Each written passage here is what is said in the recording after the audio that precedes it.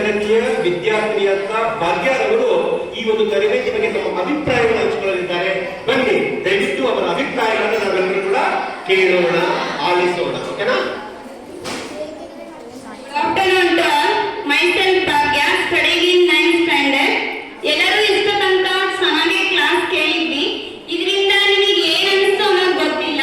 ನನಗೆ ಏನ್ ಅನಿಸ್ತಪ್ಪ ಅಂದ್ರೆ, ನಮಗೆ ಗೊತ್ತಿಲ್ಲದೆ ಇರೋ ವಿಷಯನ ನಾವು ಯಾವ ವೇಳೆ ಕಲಿತೀವಿ ಅನ್ನೋದನ್ನ ನಾನು ತುಂಬಾ ಕಲಿತಿದ್ದೀನಿ.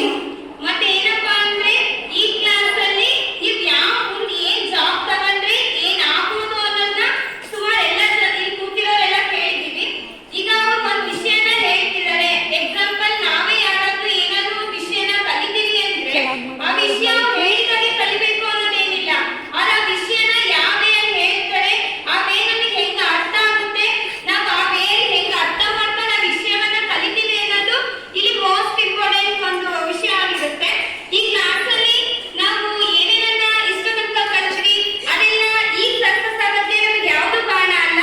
ಮುಂದೆ ನಾವು 10th ಬೇಸ್ಡ್ ರಿಸಲ್ಟ್ ಮೇಲೆ ಏನ್ ಮುಂದೆ ಜಾಬ್ ತಗೋತೀವಲ್ಲ, ಅವಾಗ ಆ ರಿಸಲ್ಟ್ ಮೇಲೆ ನಾವು ಈಗ ಹೇಳಿದ್ನ ಪಾಲಿಸ್ಬೋದು. ಅವ್ರಿಗೆ ಹೇಳಿದರೆ ನಾವು ಇದನ್ನ ಪಾಲಿಸಲೇಬೇಕು ಇವತ್ತಿನ ಅನ್ನೋ ವಿಷಯಗಳು ಏನಾದ್ರೂ ಇದ್ರೆ, ಅವು ಈಗ ಹೇಳಿದ್ರಲ್ಲ 10 ಟಿಪ್ಸ್ ಅನ್ನ ಬರ್ಸಿದ್ರು. ಬೆಳಗ್ಗೆ 4 ಗಂಟೆಗೆ ಹೇಳೋದಾಗಿರ್ಬೋದು, ಇಷ್ಟೆಲ್ಲ ಟಿಪ್ಸ್ ಅನ್ನ ಬರ್ಸಿದ್ದಾರೆ ಅಂದ್ರೆ ನಾವು ಅದನ್ನ ಯಾವ ವೇಳೆ ಅರ್ಥ ಮಾಡ್ಕೊಂಡಿವಿ, ಆ ವೇಳೆ ಅರ್ಥ ಮಾಡ್ಕೊಂಡ್ರೆ ಮಾತ್ರ ನಾವು ನಾಳೆಯಿಂದ ಪಾಲಿಸಕ್ ಸಾಧ್ಯ. ಆ ವೇಳೆ ನಾವು ಸರಿಯಾಗಿ ಅರ್ಥ ಮಾಡ್ಕೊಂಡಿದೀವಿ, ಅದನ್ನ ಪಾಲಿಸ್ತಾ ಇಲ್ಲ ಅಂದ್ರೆ ಅದು ನಮಗೆ ರಾಂಗ್ ಆಗಿ ಅರ್ಥ ಆಗಿದೆ ಅಂತ. ಬಟ್ ನಾವು ಅದನ್ನ ಸರಿಯಾಗಿ ಇವತ್ತೇ ಅರ್ಥ ಮಾಡ್ಕೊಂಡಿದ್ದಾದ್ರೆ ನಾವು ನಾಳೆ ಕೂಡ ಚೆನ್ನಾಗಿ ಅದನ್ನ ಪಾಲಿಸಬಹುದು. ಮತ್ತೆ ಇಷ್ಟೆಲ್ಲ ತಿಳ್ಕೊಂಡಲ್ಲ, ಇಷ್ಟೆಲ್ಲ ತಿಳ್ಕೊಂಡ್ಮೇಲೆ ಅದನ್ನ ನಾವು ಇಲ್ಲೇ ಕಲಿಸಿ ಇಲ್ಲೇ ಬಿಟ್ಟು ಹೋಗೋದಾದ್ರೆ ಅದು ಯಾವುದು ನಮಗೆ ಸರಿ ಅನ್ಸಲ್ಲ. ಬಟ್ ನಾಳೆಯಿಂದ ಅದನ್ನ ಫಾಲೋ ಮಾಡ್ತೀವಪ್ಪ ಅಂದ್ರೆ ಅದು ನಾವು ತಿಳ್ಕೊಂಡಿರೋದಕ್ಕೂ ಆ ಸರ್ ಹೇಳಿರೋದಕ್ಕೂ ನಾವು ತಿಳ್ಕೊಂಡಿರೋಬೇಕು ತುಂಬಾನೇ ಅಟ್ರಾಕ್ಟಿವ್ ಆಗಿರುತ್ತೆ. ಮತ್ತೆ ನಾವು ಒಂದು ವಿಷಯವನ್ನ ಕೇಳ್ತೀವಿ ಅಂದ್ರೆ ಅದು ತುಂಬಾ ಅಟ್ರಾಕ್ಟಿವ್ ಪವರ್ ಇರುತ್ತೆ ಅದರಲ್ಲಿ.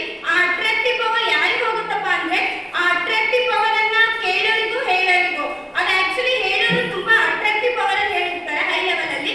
ಬಟ್ ನಾವು ಅದನ್ನ ಅವ್ರಿಗಿಂತ ಹೈ ಲೆವೆಲ್ ಅಲ್ಲಿ ಅಟ್ರಾಕ್ಟಿವ್ ಪವರ್ ಇಟ್ಕೊಂಡು ಕಲ್ತ್ರೆ ಅದು ಅವ್ರು ಹೇಳಿರೋ ನಾಲೆಜ್ ಗಿಂತ ನಮ್ಮ ನಾಲೆಜ್ ತುಂಬಾ ಇದೆ ಅಂತ ತಿಳ್ಕೋಬಹುದು. ಹೇಗ್ ತಿಳ್ಕೋಬಹುದು ಅಂದ್ರೆ, ಅವರು ಒಂದು ವಿಷಯವನ್ನ ಹೇಳ್ತಿದ್ದಾರೆ ಅಂದ್ರೆ ಆ ವಿಷಯವನ್ನ ನಾವು ಜಸ್ಟ್ ಅರ್ಥ ಮಾಡ್ಕೊಳ್ಳೋದಲ್ಲ, ಆ ವಿಷಯಕ್ಕಿಂತ ತುಂಬಾ ಆಳವಾಗಿ ಡೆಪ್ತ್ ಆಗಿ ನಾವು ಅದನ್ನ ಯೋಚನೆ ಮಾಡಿ ಅದು ಹೇಗ್ ಬಂತು, ಅದು ಹೇಗಿದೆ ಅನ್ನೋದನ್ನ ಕಲಿತೀವಲ್ಲ, ಅದನ್ನ ಅರ್ಥ ಮಾಡ್ಕೊಳ್ಳೋದು ಅಂತ ಹೇಳ್ತಾರೆ. ಈಗ ಸರ್ ಡಾಕ್ಟರ್ ಆಗ್ಬೇಕಂದ್ರೆ ಇವರು ಸೈನ್ಸ್ ತಗೋಬೇಕು, ನೀಟ್ ಮಾಡ್ಬೇಕು, ನೀಟಲ್ಲಿ ಚೆನ್ನಾಗಿ ಸ್ಕೋರ್ ಆದ್ರೆ ರ್ಯಾಂಕಿಂಗ್ ಅಲ್ಲಿ MBBS ಆದ್ಮೇಲೆ ಡೈರೆಕ್ಟ್ ನಾನು MBBS ಗೆ ಹೋಗಿ ಜಾಬ್ ಅನ್ನ ತಗೋಬಹುದು ಅಂತ ಅಲ್ಲ. ನಾನು MBBS ತಗೊಂಡಿದ್ದೀನಿ ಅಂದ್ರೆ ನನಗೆ ಕೋಚಿಂಗ್ ಅಂತ 5 ವರ್ಷನೂ ಇರುತ್ತೆ, 4 ವರ್ಷನೂ ಇರುತ್ತೆ. ಆ 4 ವರ್ಷ ಕೋಚಿಂಗ್ ಅಲ್ಲಿ ನಾನು ಏನ್ ಕಲ್ತಿರ್ತೀನಿ ಅದ್ರ ಬೇಸ್ ಮೇಲೆ ಎಕ್ಸಾಮ್ ಇರುತ್ತೆ. ಆ ಬೇಸ್ ಮೇಲೆ ಎಕ್ಸಾಮ್ ಇದ್ದಿದ್ನ ಯಾರು ಬೇಸ್ ಮಾಡ್ತಾರೆ ಅವ್ರು ಮಾತ್ರ ಆ ಡಾಕ್ಟರ್ ಅನ್ನೋ ಒಂದು ಕೋಚಿಗೆ ಅಪಾಯಿಂಟ್ ಆಗಕ್ ಸಾಧ್ಯ.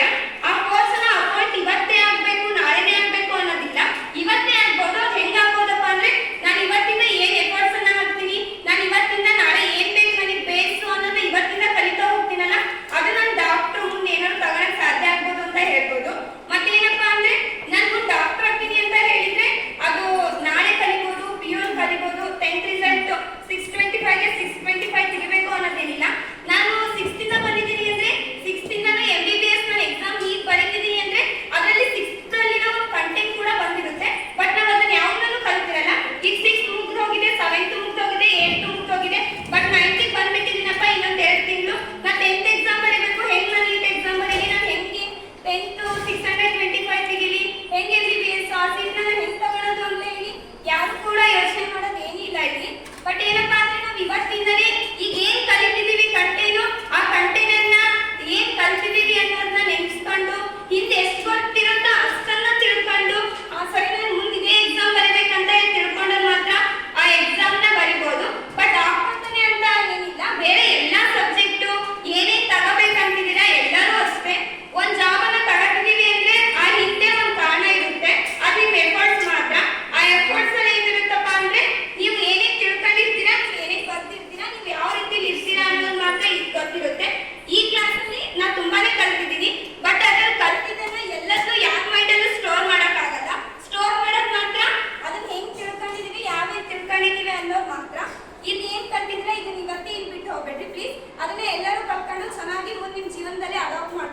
Thank you for given opportunity.